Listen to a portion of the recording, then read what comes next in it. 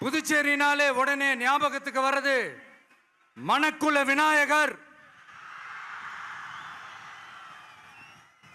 அரவிந்தர் ஆசிரமம், வில்லியனூர் மாதான் சொல்லி இவங்க எல்லாரும் ஞாபகத்தில் வருவாங்க. அது மட்டும் இல்ல, மகாகவி பாரதியார் அவர்கள் இருந்த மண், பாவேந்தர் பாரதிதாசன் அவர்கள் பிறந்த மண்.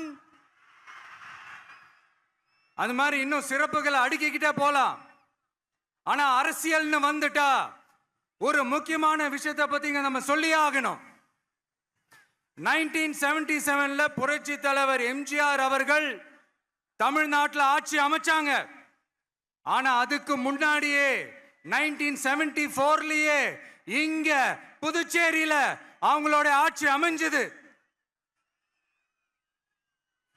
அதனாலதான் அப்பவே சொன்னாங்க, நமக்காக வந்தவர் எம்ஜிஆர், அவரை தமிழ்நாட்டில் மிஸ் பண்ணிடாதீங்கன்னு நமக்கு அலர்ட் பண்ணதே புதுச்சேரி தான்.